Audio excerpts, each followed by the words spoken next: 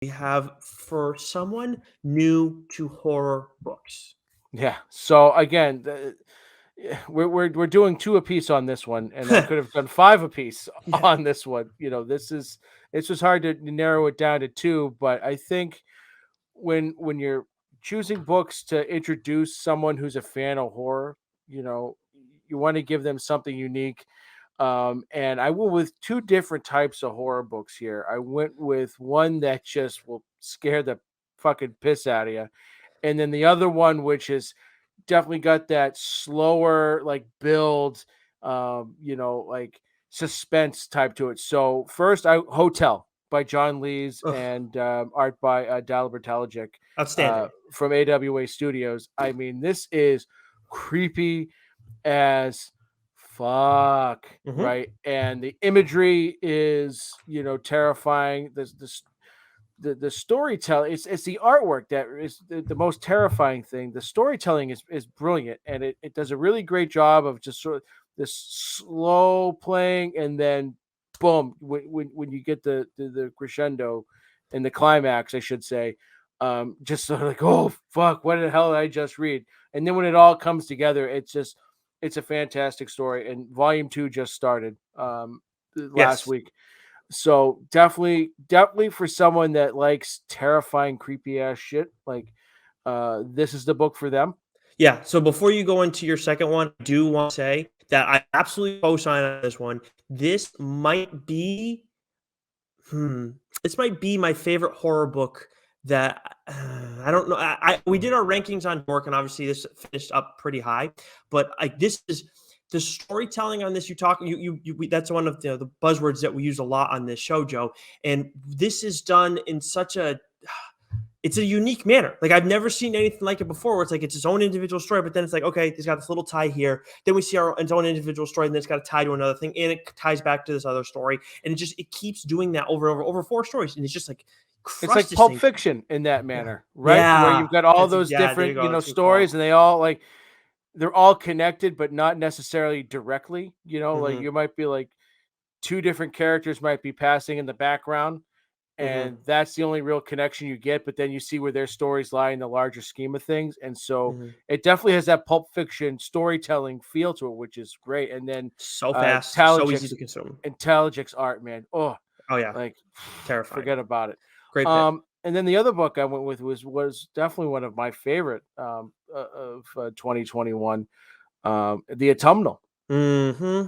Right. So This good. was, again, this was more suspense. You definitely had some imagery, from here and there that, had that horror vibes to it, but it really wasn't until the series got towards the last two issues that the horror elements of it really ratcheted up a notch. It just had that awesome, creepy Stephen King vibe to it. Small town New Hampshire. Hmm. Something's not right. You've got some creepy ass shit going on.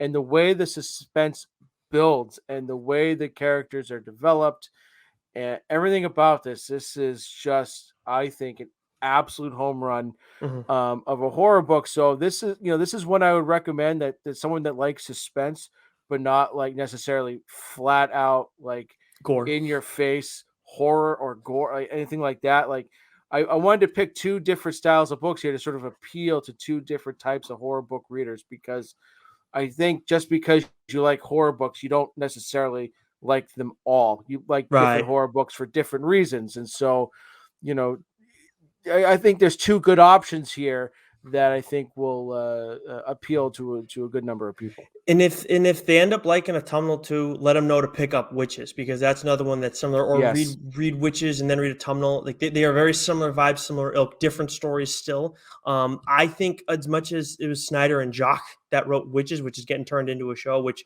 was a great series in its own right. I think Autumnal did it a little bit better just because Mm. some of the twists towards the end of the Autumnal story, and it's just like, well, like they really get you to buy in on certain stuff. So an I amazing think the series. pacing was better in Autumnal than it was in Witches. Witches kind of like it pulled you in, then it just kind of wrapped up. That's And fair. Autumnal, I think, was just nice, perfectly paced, because Mhm. there's only 8 issues. Both were very small runs, Yeah. and Autumnal for me was just a tick better, but you're right. You can't go wrong with either one. And of course, that one is from Vault. I can't remember if you mentioned Yes. it already, Joe. Yep. But actually, I mentioned that Hotel was on Dork's like top horror books of all time. Autumnal snuck in there too. And Joe and I had those so high on our respective lists that Rich Keefe, before we did the show, had to go out and buy the books and read them beforehand because he hadn't read them to make sure like he graded those out properly, and he loved those too, if I remember correctly, both of Mm-hmm. them, right, Joe? Mm-hmm. Yeah.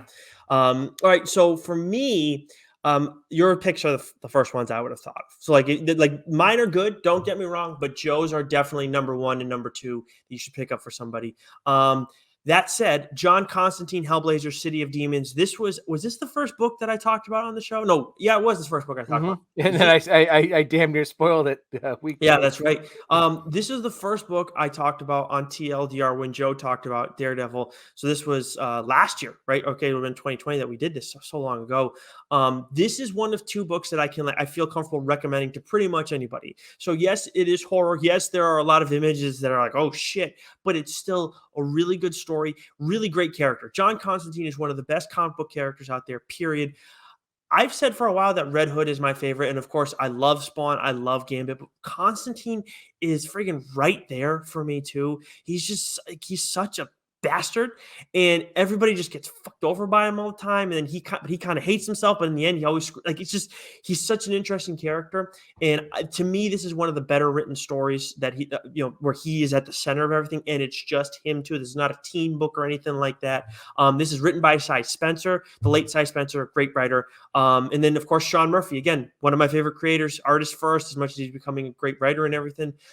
This is a great intro to horror too, because it's scary, but it's really not that scary. Whereas, and there is some violence, but the other book I have is far more violent, and that is a book Joe talked about on this show.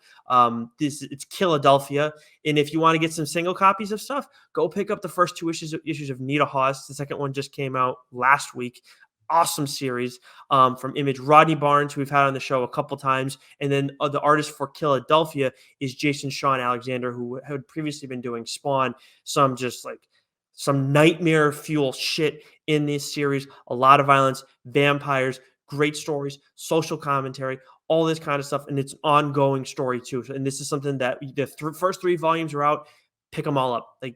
Whoever you give this to, if they like horror at all, they're gonna love this series.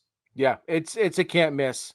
And you're right. Same thing with Nita Haas. Both those books are must reads, can't miss. And again, like Jason Sean Alexander's art in Philadelphia it's visceral, it's ferocious, it is just next level stuff like that. Yeah. Again, that's another sort of in your face, vampire, like horror. There's blood, man, and there's violence, and it is awesome. When it comes to Constantine, I think the best way I describe it is sort of it's gothic, right? It's got that real sort of gothic feel to it, where you've got your monsters and you've got your demons, and especially the way that Murphy draws it, it just got that sort of old Spanish goth sort of architecture feel to it, just the way things are drawn and the colors that are used and everything. Like, I think there's a nice broad spectrum of horror books that we just discussed that I think will appeal to anybody, even people that aren't like horror book fans. I think they can appreciate books like Autumnal and John Constantine. And if they're adverse to the gorier or the more fucked up shit, then maybe they'll be out on Hotel in Philadelphia. But like those books, they're awesome. The storytelling in each one of those books, while unique, is some next level stuff. I love all the books that are on this, even Transformers and My Little Ponies that are on this list. But I gotta say, like these four right here, I may feel the best about these four. And I know the next section we're gonna do too, and we got some really good ones there. Before we move on to our final section of recommendations for the holiday season, Bunny Mask from Aftershock. I don't know if that trade is out, but that is another one that's like more eerie than anything else. There is a little bit of violence in that for sure too. You're going to get that with pretty much any horror book, but it's like very like spine tingling. So if you have somebody who I guess maybe they're not new to horror and they're just looking for something scary that's good to read, look for that trade and get them that one, because that is that's a great series, great Forrester series too. And there should be more from Paul Tobin than that one too, which I can't wait for.